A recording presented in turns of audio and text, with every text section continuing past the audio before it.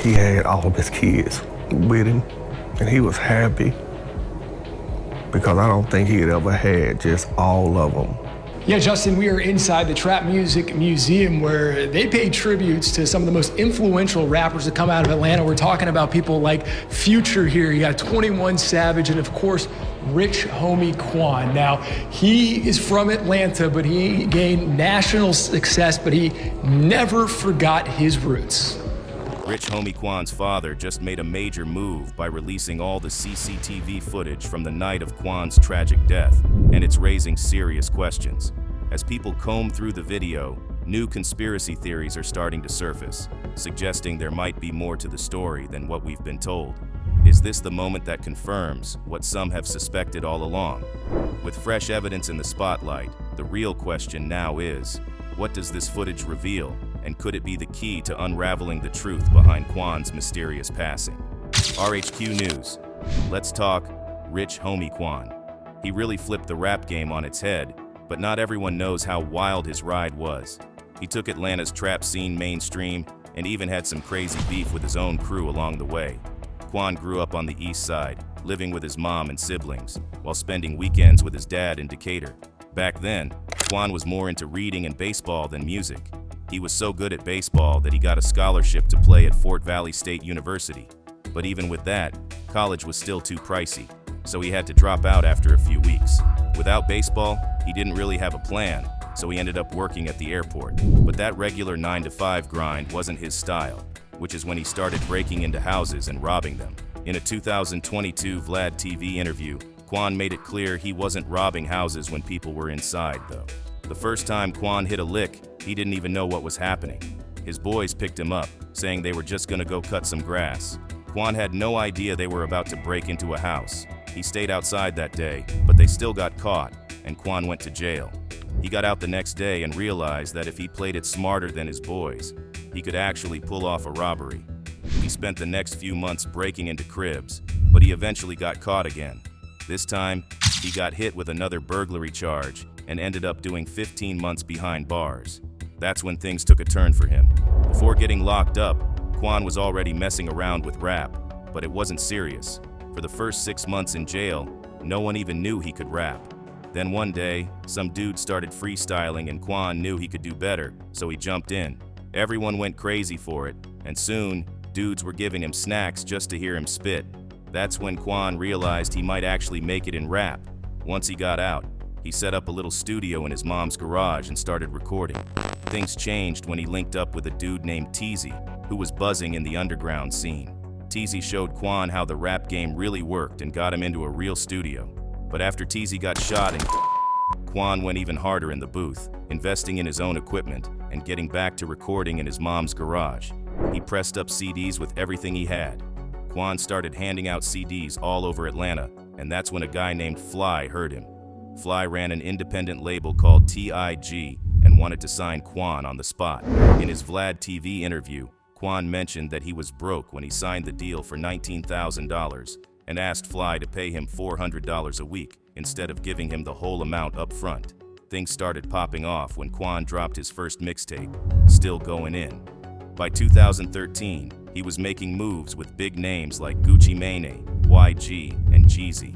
But his breakout moment came when he dropped Type of Way, which went gold. By 2014, Quan took things to another level when he linked up with Young Thug and Birdman. Quan and Thug had already made some tracks together, so they hit the studio for a full project. Birdman stepped in and made them the faces of his Rich Gang crew. Everyone knew Quan and Thug had a vibe, but nobody expected their collabs to blow up like they did. When they dropped Lifestyle in 2014, it went platinum and took over the charts. A few months later, they followed up with the mixtape Rich Gang, The Tour Part 1, and the rest is history. Quan and Thug seemed like they were about to take over the rap game together, but out of nowhere, things fell apart. Most fans have no clue about the wild story behind their fallout. Right after they started blowing up, Quan said he was stepping back from Rich Gang to focus on his solo career. At the time, nobody knew there was drama behind the scenes. But then Thug went on tour with Travis Scott and called Quan stupid during a show. Quan later admitted in an interview with ESPN that the diss hurt his feelings. At first, nobody knew what sparked the beef between Quan and Thug. People thought it might have been over money or some industry drama, but the truth was way more intense. A few months before Quan stepped away from Rich Gang, a guy named Big Nut got shot and killed in Atlanta. Big Nut was well respected in the streets and had ties to the rap scene, especially with YFN Lucci. He was also tight with Fly from TIG. Back then, Quan, Thug, and Lucci were all cool. But everything changed after Thug's YSL crew was allegedly involved in Big Nut's death. Nut's set off a wave of with cops saying at least 4 people lost their lives because of it. Quan was close to Big Nut too, and rumors started swirling that he distanced himself from Thug because of the situation. To make things worse, there's speculation that Thug might have been involved in the shooting of Quan's dad. In 2014, YSL Woody and another guy pulled up to the barbershop that Quan's dad owned and started firing shots. His dad got hit 4 times and barely survived. There's also talk that Quan's dad had beef with Birdman, which might have added fuel to the fire. Allegedly, Quan's dad didn't like Birdman and wanted his son to stay away from him. Rumor has it that Birdman tried to take out Quan's dad to force Quan into signing with him. After some paperwork and a video surfaced, people started accusing Quan of being a snitch, but Quan hopped on IG Live and straight up denied it, offering $1 million to anyone who could prove he snitched. He said, "Put my name in paperwork, right? We can trade lives." When Thug and YSL got hit with a RICO case, Quan's name showed up as a potential witness. But that didn't mean he was going to testify against Thug or even be called to court. His name did come up in the trial, though. While YSL Woody was testifying, a lawyer asked if Thug had an issue with Quan bringing gang members to his place. Woody flipped the question back to Thug, making the whole courtroom laugh. Woody also talked about Big Nut's death, saying it had nothing to do with YSL. He claimed the beef was actually with Quan, and that's why Woody's crew shot up Quan's dad's barbershop. A clip of Woody talking about the shooting recently went viral, but in an interview, Quan called Woody a straight-up liar. Quan admitted that the shop did get shot up, but said Woody was exaggerating the whole thing. He even joked, the same day it got shot up, it was back open and running. There's still a lot that's unclear about what really went down, but after Quan's tragic death, Woody posted on Instagram, saying, "I hate this happened. I pray God protects Thug and them from this country." Quan's beef with Young Thug will go down as one of the biggest in his career. We will get back to Thug, Woody, and YSL in a minute. Losing Quan. My boyfriend, he's been asleep on the couch since this morning. Well, he never came to bed last night, and I just checked on him because I see he never got up. And I don't see him breathing. I don't feel a heartbeat or anything. And I turned him over. I see he kind of foamed at the mouth. By 2024, it looked like Quan had moved past all the drama and was just focusing on himself. But just a few days ago, the shocking news dropped that rich homie Quan had passed away.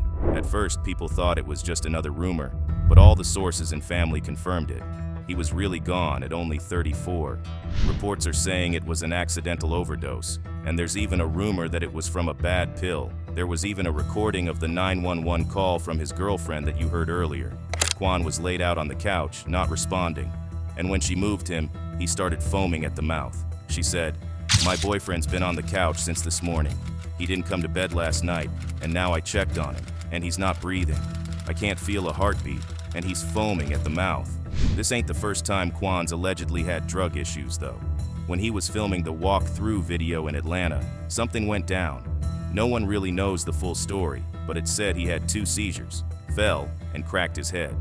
People started talking about being the cause, but after getting out of the hospital, Quan shut all that down. He explained that he'd been traveling for 3 days straight with no sleep, and the Atlanta heat was just too much. He admitted, "Yeah, I turn up. I don't deny that, but I ain't addicted to anything, especially not and I wasn't sipping lean on set." Still, some people weren't convinced since Quan grew up as an athlete in Atlanta, so he should have been used to the heat. Now, new details are starting to emerge that suggest Quan's death might not have been the accidental overdose everyone first thought it was. While initial reports pointed to an overdose, new evidence is popping up, leading to rumors that something more sinister could have gone down. The full toxicology results haven't been released yet, so fans and the media are left wondering what really happened in those final moments. Some people are even thinking Quan might have been set up. Could someone have slipped him something without him knowing? Or was there more going on behind the scenes? Theories are swirling, from shady business deals to old beefs coming back up. People close to Quan haven't ruled out foul play, and now everyone's just waiting for the official reports to see if these suspicions are true. While the world waits for the full story, fans are left asking how such a big figure in the rap game could be taken out like this. It's hard not to wonder if there's more to it than what we've been told. All eyes are on the upcoming reports, but until then, people are left speculating about whether Quan's death was more than just a tragic accident. Rich homie Quan dad rumors. Now, we can't finish this topic without mentioning the ongoing YSL trial and the Atlanta boys that seem to be involved in all of this. That's right, Thug, Woody, and the rest of their gang. So the grand jury decided that YSL and YSL Woody had enough evidence against them to be tried for big nuts as. This is a tough situation, and it reminds everyone to be careful about the people they associate with. Sometimes, the ones you trust could be the ones trying to take you out or replace you. Rich homie Quan was handling his business alone, only calling a few people he trusted. It's well known that people are out there in Atlanta selling faulty goods, and Lil Woody was one of the main people stirring up trouble. Woody's the one testifying now, providing info without revealing the full story. He told the district attorney he'd explain everything that happened, step by step, including the incident at Rich homie Quan's dad's barbershop. It's important to note that Rich homie Quan didn't deserve any of this. People respected him because he always told others they could still make money. Just chill and let the cash flow. Rich homie Quan and Young Thug were tight, especially early in their careers, working together in the Rich Gang Collective. Their mixtape, Rich Gang, The Tour, Part 1, was a hit in 2014, but by 2015 their relationship soured, possibly due to personal and professional disagreements. Despite the fallout, there's still respect between them. However, Lil Woody had his own agenda. He wanted Young Thug out of the way. Young Thug had warned Woody about being reckless in the streets, making things hot for the whole crew. This could be why Woody started feeling threatened and acted out. Rich homie Quan's unfortunate death came as a shock. He knew only a handful of people knew where he lived, so it's suspicious that things went down the way they did. After Woody's testimony, where he dodged questions and admitted to lying, Rich homie Quan ended up dead. Woody got immunity for testifying, but it depends on the type of immunity. If it's transactional immunity, he's fully protected. If it's use immunity, it only covers what he testified about directly. People suspect foul play with Rich homie Quan's passing. Woody's testimony seems shaky, and soon after, Rich homie Quan is gone. It's a tragic and senseless act of and people wonder if Woody or his associates had something to do with it. It's strange how the situation unfolded, especially since everyone knew that Rich homie Quan was a key witness in the case. Woody's cousin also played a part, being involved with both sides, keeping things messy. Woody even warned Rich homie Quan not to mess with him before the barbershop shooting. In the end, this is a reminder for everyone to be cautious about who they trust. The streets can flip on you, and those close to you might be the ones ready to turn.